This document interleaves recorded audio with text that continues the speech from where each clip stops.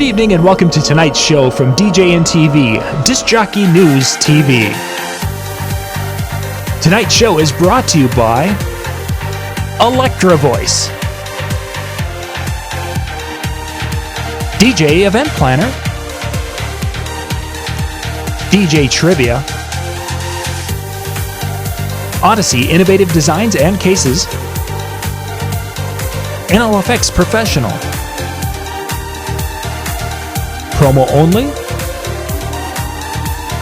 and the DJNTV Insiders.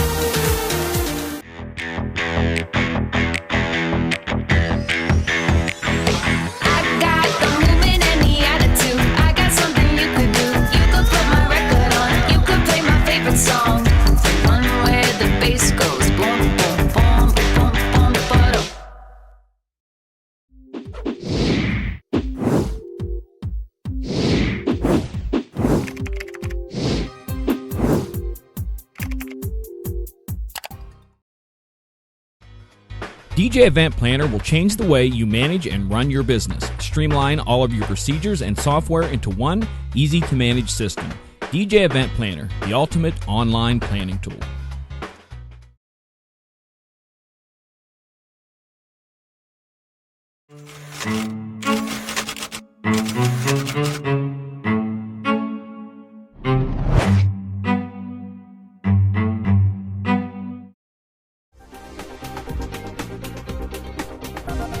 It's time for Tuesday Night Live Chat with Brian S. Red and John Young.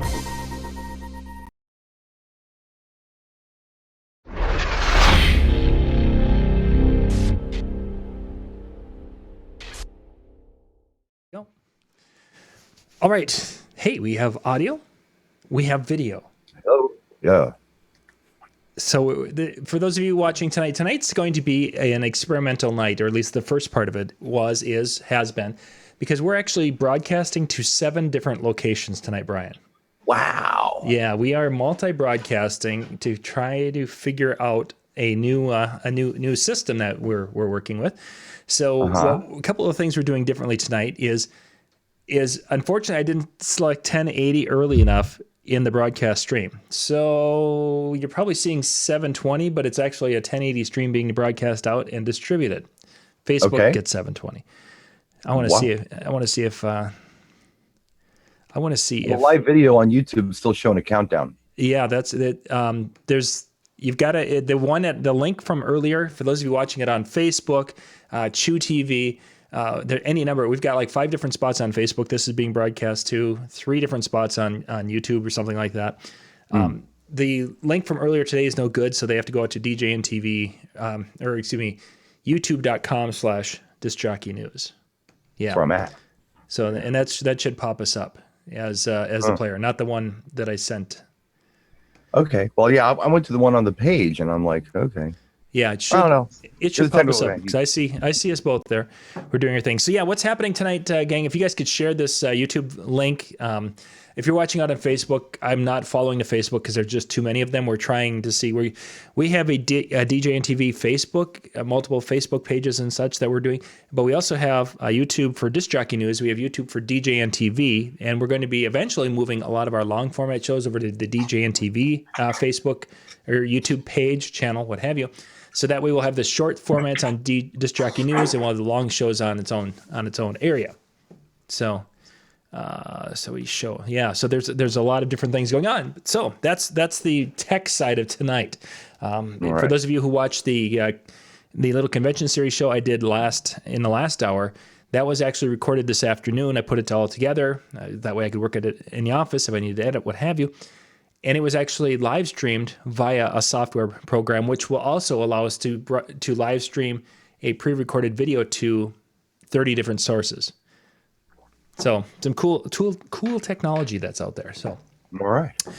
Yeah. So tonight, I wanted to kind of take off a little bit, Brian, on some of your recent posts where you've been talking about older DJs and younger DJs and this whole I don't want to say disagreement discussion, but there's a level of not seeing eye to eye, for lack of a better way to describe it. Kind of what brought that onto your radar? There was actually a video that kind of went viral, I thought, on Facebook, where people were, was Phil from, was it DJ Tech Tools? Is that what it's called? Phil Morris from Digital DJ Tips. Digital DJ Tips. There you go. That's the guy. Anyway, yeah, he was saying how in a lot of his video comment sections there, he sees a lot of things about you're not a real DJ if you're doing this or that or whatever. And he talked about some of the reasons he felt that this wasn't fair. And it was a new DJ versus old DJ kind of thing. Sure. And I think there's a lot of that kind of talk, especially from Europe. I think the UK does that more than we do it, but we do it too. We're guilty of it as well over here in the States, where they're talking about, well, you're not a real DJ if you use a sync button, or if you're not using turntables, or if you're using a computer versus whatever, what have you. and I just did a response video to that. I agree with him. I agree with Phil on all accounts. I did say that, you know, I did feel like there were some things that maybe somebody with some experience might point out to someone who's inexperienced. But as far as the sync button, your software and all that goes, I feel like that's probably ridiculous for an experienced DJ to say or suggest to a newer DJ. Which direction do you think there is the most animosity? The older going towards the younger going towards the older? I mean, what are the prevailing attitudes? Older going towards younger, because I think that a lot of us have an idea in our head as to what a DJ should be, and they're pretty guarded. And maybe that's just in the culture, because I mean, I guess I can think back to the old days. Somebody had made a post recently. One of my local guys, Scott Thomas, you've met him. Yeah. He made a post about this old shop that used to be downtown Milwaukee, right across from Mecca Arena, which isn't even Mecca Arena anymore. It was called Radio Doctors. And that was one of the big record shops in town. And if you went to the basement of the place, I mean, that was where the DJs hung out. If you see behind me, I've got a couple of copies of Delight Grooves in the Heart, kind of up there. And there's also a record called Music to be Murdered By, which is a scratch record. I bought both of those. It was the last time I think I was at Radio Doctors. That was my haul. That's what I picked up. And that must have been maybe 1990 or something. It was a very, very long time ago. But the reason I bring it up is because back in those days, I don't know, you probably didn't experience it in Gray Eagle, Minnesota, but in the city, when you would go into a shop, there were people in that shop that would take the good new records and hide them and only give them to their friends. Sure. So only their friends would get the cool stuff. And if they didn't know you and you came in there looking for it, they'd say, no, we don't have it. Because they'd hide it. You know, that was a common practice. So, you know, there were a lot of really great club DJs in town and a lot of great clubs. But yeah, there was a bit of a thing where it was like, well, I've got the track and he doesn't. Well, why do you have the track? You have the track because you know a guy, you know, and he hid it from the other guy. So the other guy didn't have that advantage. It's not an issue today. You can download whatever you want. But that whole culture, I think, still kind of exists for some of the old school guys where they feel like, you know, there's a certain way to do things. And if you're not doing it that way, you're not legit, you know. They're a little more, the older guys are a little more catty in that regard, I think. So it's more of a respect for the artistic side of the performance over you're taking my paycheck, do you think? Which one do you think really drives? I think that, you know, there's some of that. I think, you know, well, you know how DJs are. I do, you but know, I'm wanting you to come on and say it so I can come back and say, no, you're wrong. We're an odd bunch. I think that the real, they don't always articulate what they want to say in a very constructive way, shall we say. They'll just say, you're not a real DJ if you do this, or you're not a real DJ if you do that. There are guys out there who worked a long time on their beat mixing skills and things, and then somebody comes in and uses the sync button to hit that pitch just right. They're like, well, that's cheating. Mm-hmm. I don't particularly agree with that, because I don't see beat mixing as that great of a skill in the first place. I guarantee you, I could take my 78-year-old mother and spend an hour with her, and she'd be beat mixing. It's not that big of a deal. Yeah. If you can count to pardon? 4, generally that's the toughest part, is count to 4 and figure out which one of the 4 is the one. Yeah. After that, it's not a big deal. I'll start her off with 2 copies of the same thing. Then I'll give her 2 copies of something a little different, and she'll figure it out. I mean, especially if you're doing EDM or hip hop or house, where you're doing very similar BPM songs. Mm-hmm. It's not that hard. So I dismiss that as this coveted skill. Where I believe the skill comes into play, and I always have, is in your programming and just figuring out what's going to move that crowd. Yeah. And if that was a gripe that some of the more experienced DJs were having against the younger DJs, I think I get it. It's like, well, move your crowd. Don't be so self-indulgent in your sets. But I will say that some of the older DJs are rather self-indulgent in their sets. Mm-hmm. I've seen them do it. Oh yeah, for surely. So I don't know. It's just the stuff that they pick on is just odd. Turntables versus CDJs versus computers versus controllers and the sync button and all of these things I think are silly. These are just tools. So you mentioned of course the whole controller, and I've seen a few of those again, as you probably have, and my job now has become to go stalk people online. So I head off to their Facebook page, their profile, and you go look at that. And then they have their Facebook business page, and you go look at that.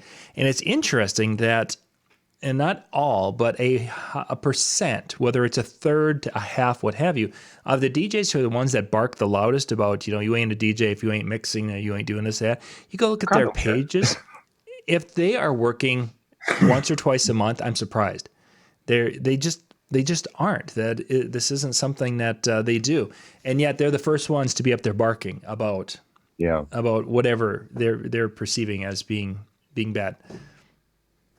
And hating on Megaseg is wrong all over the world. Just want to say that for the chat room there, Arnaldo. I'm really happy that DJ Barr and Rick Webb and those younger gentlemen came onto YouTube, because for years I didn't feel like I had anybody to really gauge my YouTube videos against. Not that I really don't watch a lot of their videos, but I felt like, my God, would someone please step up and do something? Because I feel like I'm the only guy doing anything, unless it was complete hip hop stuff. For mobile DJs, videos, Alaskans, he goes different directions all the time, but somebody who was just kind of dedicated to mobile stuff, it's really nice to see, some of these newer folks pop up and do this stuff and take it to a new level. I feel the same way about just DJing in general. Mm-hmm. There are a lot of people who attempt it, but to see someone to do well and succeed gives me something to look at and say, okay, I can take what I know and maybe take a little bit of this and do something a little better. Mm-hmm. I don't see it as a threat. I've never seen it as a threat. But I do believe that there's quite a big group of DJs out there, maybe my age and maybe even a little older, that have this real competitive mentality with an guarded skill set. And it goes back, like I said, with the record stores. I mean, it was that way. Mm-hmm. DJs weren't typically helping each other. No, not so much. Yeah, so I don't know. It's pretty ridiculous. But the two things that I did point out in my reply video, number one was, I really do get annoyed with anybody, I guess, who gets into this for anything other than the love of music and performance. It just seems odd to me that somebody would go to business school and get a bachelor degree and open a DJ service when they could be doing so many other things. I do it because I love it. Mm-hmm. I do it because I'm just, Music is my thing. I can't think of anything else I'd rather do than to play music for people and to listen to music. That's my favorite thing to do. And when someone gets into it for some weird reason, like, I don't know, because they want to run a business, it's just odd to me. Business is the byproduct of being a DJ. When it's the other way around, it's kind of odd. There are guys who are in my town who are that guy. They have seen this as a quick buck. Yep. And they know how to advertise and they know how to market themselves, and they really promise an awful lot, but they don't deliver an awful lot when they perform. And they charge a decent amount of money too. And the issue I have with that isn't like a personal dig. It's more like, okay, you're promising all of this and you're bringing this. What does that do for the credibility of the DJ? It doesn't help anybody. It doesn't help the industry. It helps yourself, but it doesn't help the industry. And I love this business. I don't like that. Yeah. And I think you see things more of that as the perceived competition within a market, and they're trying to cut corners to cut costs because they're feeling that there's less money to be made, so they have to lower their prices. And then you have the making any promise to get the event, and then when it actually comes to the wheels have to hit the road, that they just can't do what they need to do because of whatever the reason may be. Typically, they just can't afford to fund what they were selling. Yeah, it's really, the whole thing is just a ridiculous argument, though. I mean, you're not going to change anybody's minds by telling them how stupid they are. I mean, we know about that from the elections. It's really not going to happen. You mean every day when I wake up and tell people how stupid they are, they don't listen to me? It just doesn't work. You got to reach them something. And that's, I mean, if you want to change the world, help them. If there's something that you see that they're not doing, if you're experienced and you're successful and you see a problem with what the new crop is doing, help them, point it out to them, do some videos, and don't be preachy about it. Just say, hey, look, let me show you something. And that's what I've tried to do.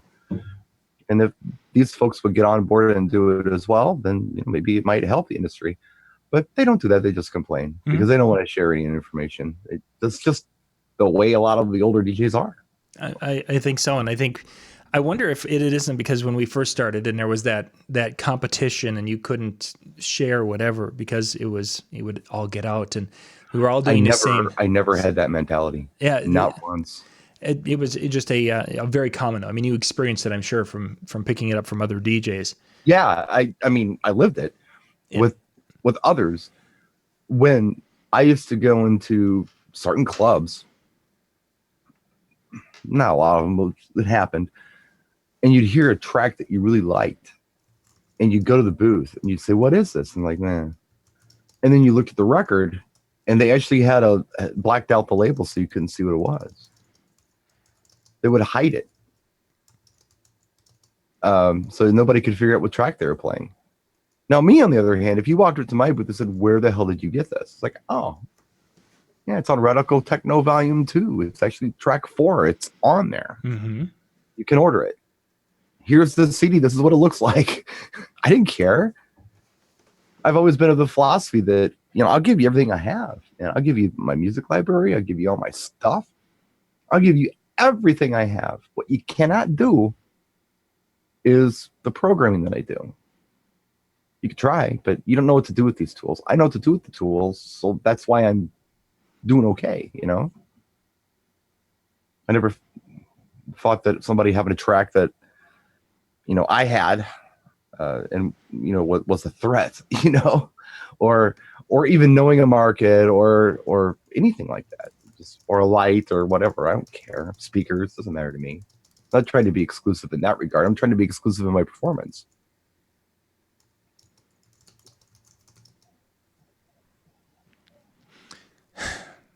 What happened? Yeah, I'm just thinking, about the whole, because there's, our performance things. But back when we were first starting, yeah, there was a little bit of difference in our performance from left to right, but there wasn't as much, I don't think, variation in performance, just because there were skills and abilities that we hadn't thought of, mastered, understood. That it was more of the mixing, not the maybe fading in, fading out, hitting a point and changing, where you weren't having certainly not the beat mixing today and scratching and different things. And yes, it was in some places. Don't get me wrong. I know I realized that, but it wasn't common across the country, across the world, as it is today, that anybody can do it to a point with a little bit of skill.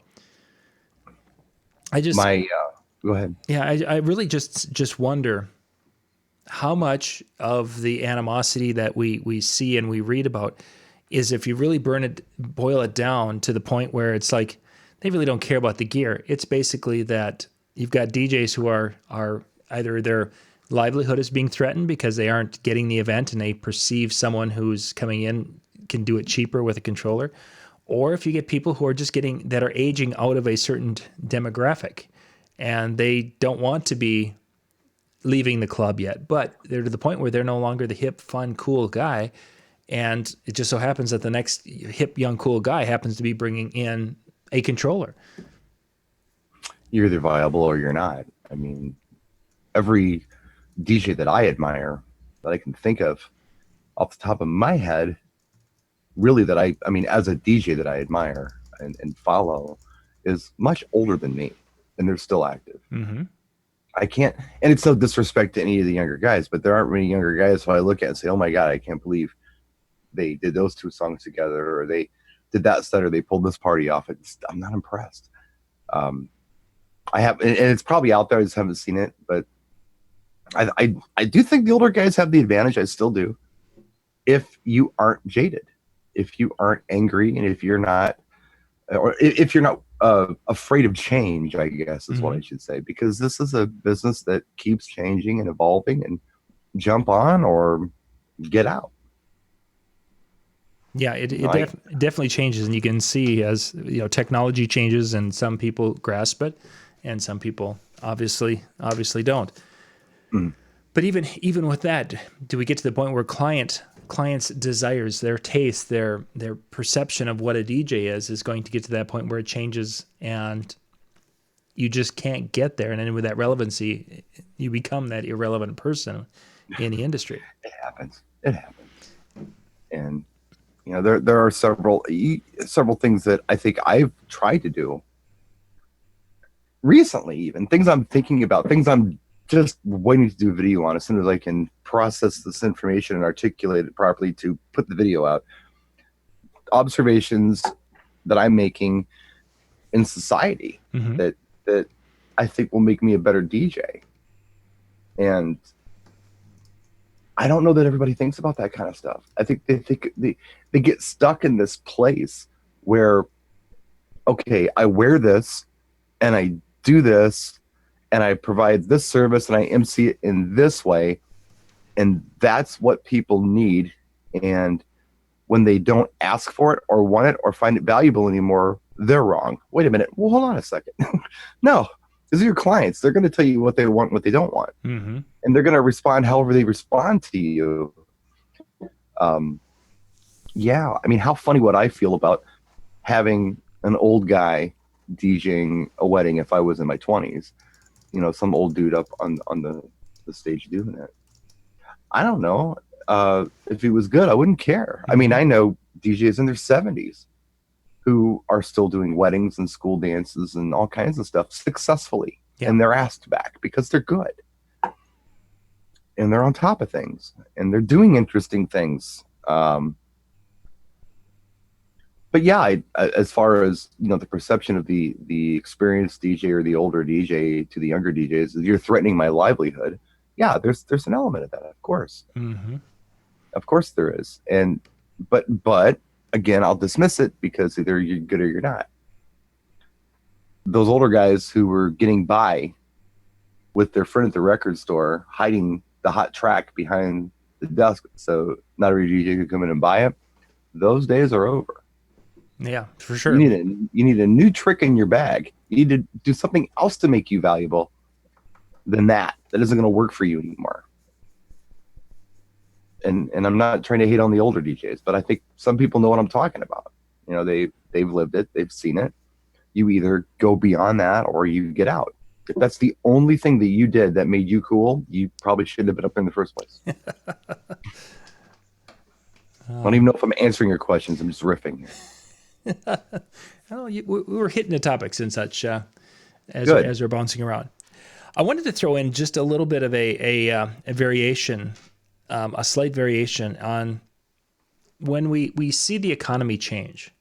And it seems like when the economy tightens up, one of the side things, and because social media or at least internet chat boards have been around long enough that we've seen some ebb and flow of the economy, is that when the economy starts to tighten up, and generally in the past it's been either because of a major bank crashing, that situation, or we've seen it where the Midwest has an issue with the farming in that part. There's some things that go to crap with that, or the price of fuel has gone up, or whatever it is. And it has caused things to tighten up, financially to tighten up. And it maybe not everywhere, but you see a large part of the Midwest. And that kind of trickles into some of the other regions. Money gets a little tighter. And I think we're going to be seeing something like this happening here in the next probably year to 18 months. A lot of financial forecasts are looking a little bit on the dim side because of some of the things we've been talking about, tariffs and what have you. Right. And then you've got throughout the upper Midwest, the farm, you're hearing stories of them going out of business and all these money and these towns are changing and all those things. There's going to be some financial factors that are going to start to play on the DJ world and such. And I'm just I'm wondering, is there any way as a DJ over the age of 40, and not that I'm asking you a question or looking for an answer on this, Brian, but it's more of a thing to think about, is what can we do to kind of somewhat to make ourselves so we're kind of economy downturn proof. Recession proof. Thank you. That's exactly it. Because I think we're probably looking at, no matter what happens, we're going to hit one here in the next 18 months. Well, I don't know. I think first thing we need to think about is value. So, that doesn't mean that you're inexpensive. That means that you provide a real good quality service for any price. So if you're solid, I think you're going to be fine. I will say this, though, and this is just unfortunately how it goes. It was probably, I don't know, maybe about 10 years ago, Starbucks closed a whole bunch of locations. Like they just came in and they closed a bunch of shops. And the speculation was Starbucks is in trouble. Mm-hmm. And Starbucks said, no, this is healthy pruning. These are just underperforming shops, and we're not going to deal with them anymore. So I think that might be kind of what may happen in our industry. There may be some healthy pruning. Mm-hmm. There may be some people who don't make it. And some of them will be aging DJs who don't want to change. Others will be newer DJs who weren't really that hot in the first place. And the other thing that I guess I got to keep in my head is that although maybe there aren't 3 people on my block looking for a DJ anymore, maybe that 1% still needs a really hot DJ, really good DJ who can perform, and they're still going to be out there. But you're not going to be able to sustain an industry where there's a DJ for everybody, you know? You'll have your budget guys and they'll do what they do, and you'll have your high-end guys who will do what they do, but maybe in the middle there's not going to be a whole lot going on for people. I don't know. I'm just in that I think there's definitely, you mentioned healthy pruning. I think there's going to be a part of that. There always is. There certainly is. When we see prices and things adjust, what have you. I think of the number of DJs though that as I look at them, it's like they don't realize they've been pruned out of the business, and yet they continue on. And it doesn't that doesn't mean that they're older. I've run into some 20-something people who are DJs.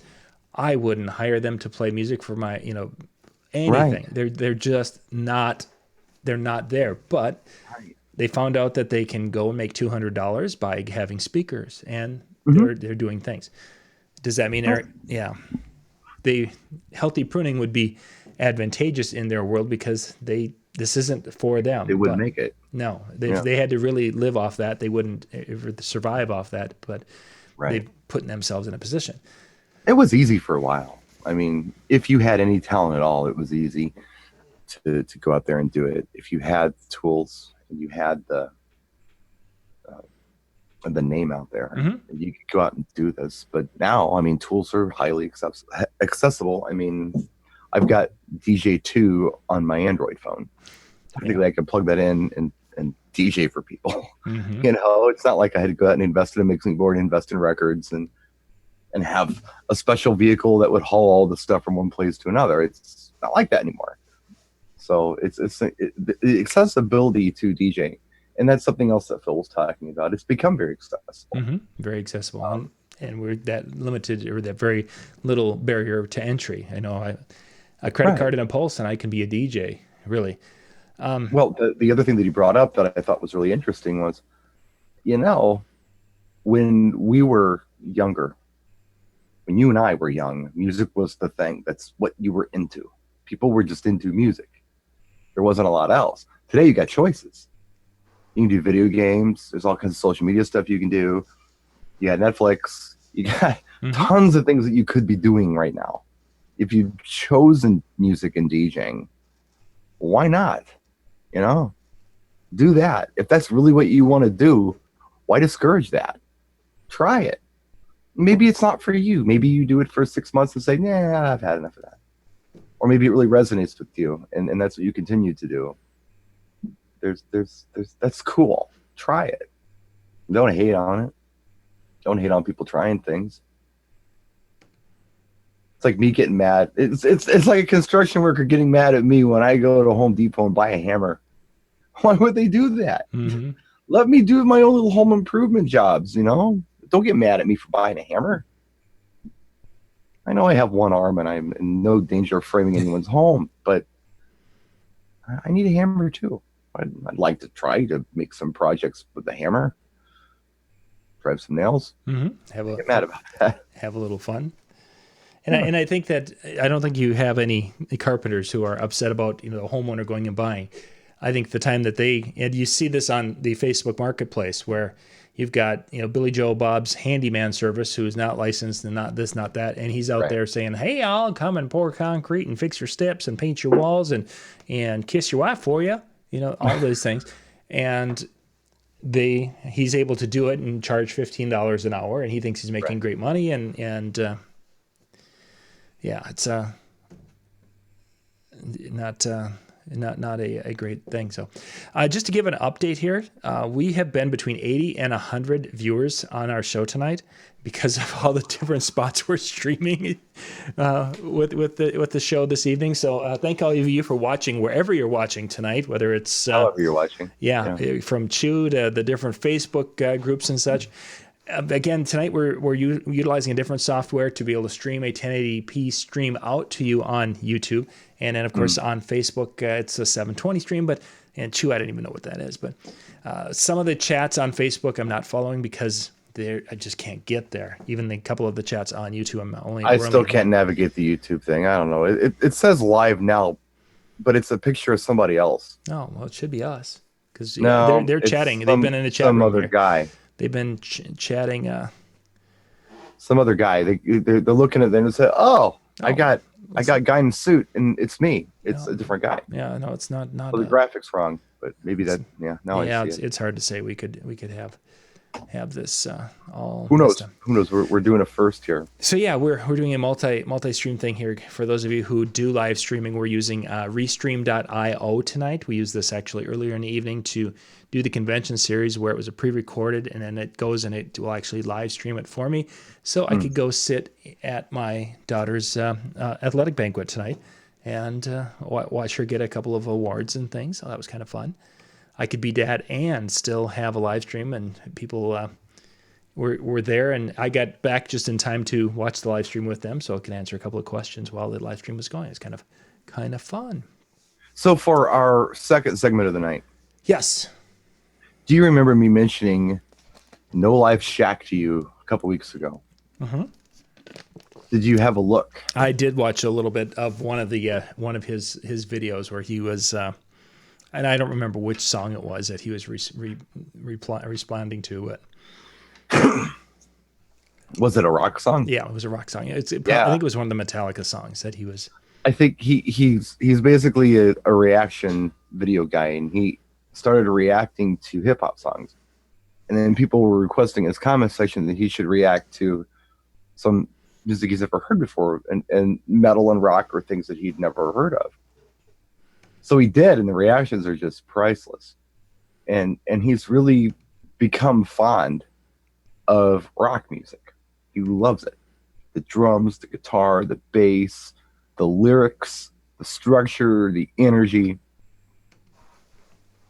If you look at this guy, the way he dresses and his tattoos, and even the way he speaks and articulates, he's a hip hop guy. Mm-hmm. Now, I got to thinking about that. That got me thinking about something that's kind of weird. I think there are musical lifestyles that are still present today, but I think we used to have more of them. Even my father, I'm thinking, how far back does this date? Dad was 84.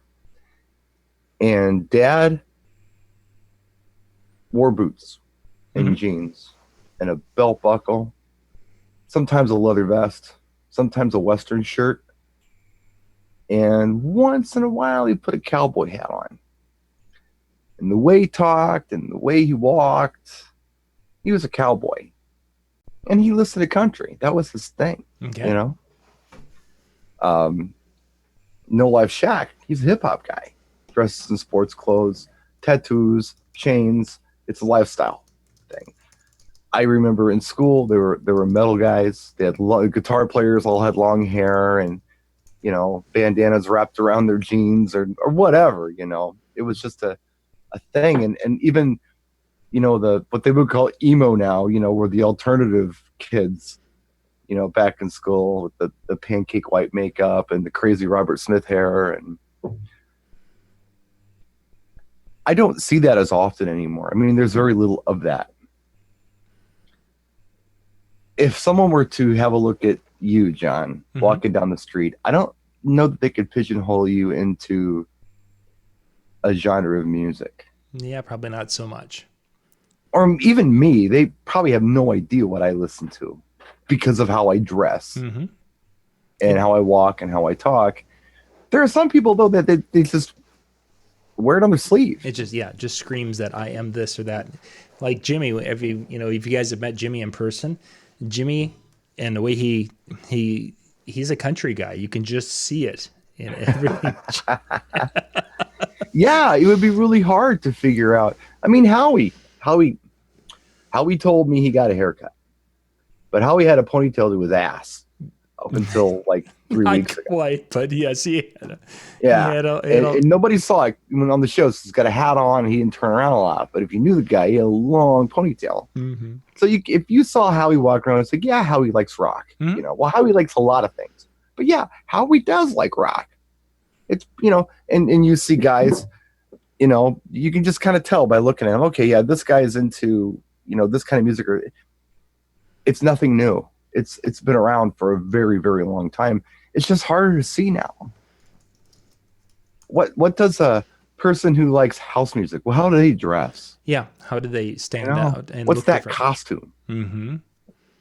There's people like country have a costume. People who really, really still like hard rock, if they can get away with it at work, have a costume. I don't know.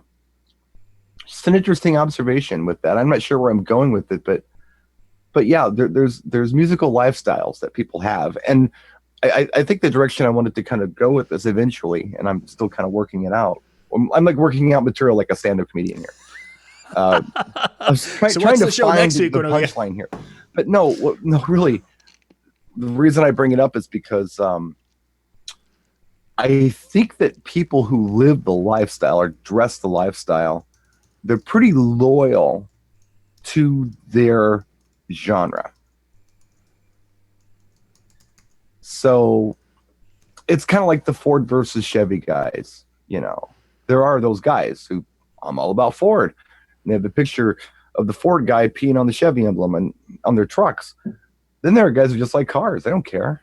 I don't care who makes it. They just like cars. Just like I'm that guy. I like cars. I was probably looked at funny today driving around in my Chevy truck by a Ford guy. Screw that guy. He drives a Chevy. They don't know that I got Mustangs in the garage. They have no idea. All they see is that Chevy. And it's interesting to me when you see a guy like No Life Shaq, who's living the lifestyle, who was looking at music like rock and metal and blues and saying to himself, this music isn't for me. Yet he loves it.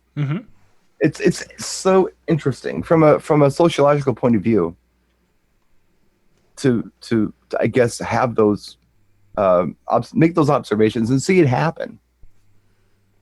Wouldn't it be weird if you were at a party and there were a bunch of guys in cowboy hats and boots, and all of a sudden you played this like EDM song that really resonated with them, and they just went nuts? That would just be a weird thing. Yeah, I don't know. The number of times you've got that country crew. South of us is kind of a German beer drinking community area, and so you'll have your country as very strong country music area, and then it's like, okay, we want to hear Hank Williams this and do that. Oh yeah, and by the way, we want to hear Flow Ride Is Low, and we want to hear it's like, okay, so you've got it pegged, and it's like, okay, so tonight's going to be this, and then these are the guys who are asking for some of the hip hop stuff, and they're not only asking for it because they want to see their girls dance, but they're actually out there dancing to these songs and singing along and doing their thing. And to me, it's just incredibly interesting. I just think it's, and it wouldn't have been that way. Thinking back now, back in the 90s when we had, and that was when the country was coming into it. I'm just going to continue in that parallel with country, is you had the people who liked country, and they wouldn't touch anything else because they were trying to be authentic country people.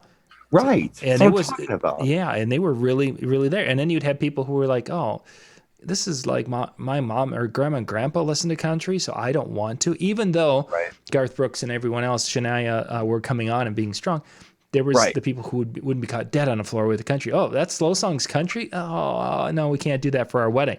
Even though it's a beautiful song, we can't do it because it's country. That happened. Nowadays, the lines are so blurred that they're very blurred. Now, my neighbors over on this side, they live in Blanca's old house. They're still in costume. I mean, they're cosplaying their lifestyle, and it's the gothy vampire thing. And you can look at them and just know that they'd really enjoy hearing a Peter Murphy song. That's just who they are, you know.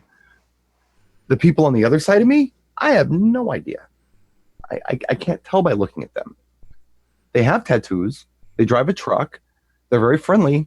I think they like sports, but I don't know what the hell they're listening to. Just by looking at them, I can't tell. You know what I mean? I used to be able to pigeonhole this stuff. I used to be able to look at somebody and say, oh, they're this or that. I don't know what some of these people are anymore. So, I mean, you know, making those kind of generalizations just by looking at somebody as far as their dress and appearance, lifestyle goes, I can't tell. I can still kind of do it with age. That I can do. And it's all general. I mean, I understand that not every 78-year-old person wants to hear a 60s music or 50s music, because my mom doesn't. Yeah. You know, she'll listen to it, but that's not what gets her moving, you know? She wants something new. Or something with a beat that she can dance to and she gets excited and she likes it. But hip hop's the one that's still there, though. Hip hop is definitely still there. It's a lifestyle. Guy mentions here that DJs in his area have to learn to play different types of music if they want to work, and I see that especially with Michael, my 16-year-old. You know, he wanted to come start playing, and he had some types of music, and he's really kind of into his rap because that's what he's done, made some of those himself, and that's the kind of stuff he really wanted to play. And it's been kind of a transition to say, you know, hey, you've got to play to the dance floor, you got to play to your crowd and do this, and then that's been expanding his horizon. But then we have DJs. Kilma coming out of Winnipeg, and she's an EDM type DJ, and she and her network are DJs who are basically one, maybe two format DJs, and they're playing what they're going to play. Well, it's a little bit different than what we do as mobiles. Yeah. It still is a situation where that they've got this one type of music, they don't stray out of it, and then there's people who are into that. It's such a weird thing to me, I guess, because we've been multi-format from the beginning. Right. Well, in all fairness, I mean, and I've talked about this before, when I was coming up, not only as a DJ, but as an adult, or as a in my formative years, in my teens, when I would go to a club, I did not go to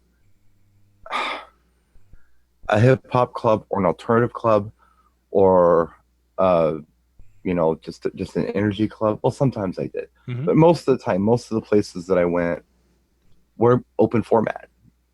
They would go anywhere. Sure.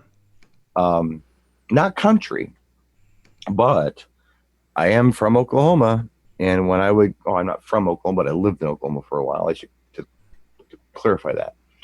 When I would go back to visit my brother and my sister, I would meet up with old friends, and they'd say, yeah, we got a thing going on here in town. You want to go? And you go.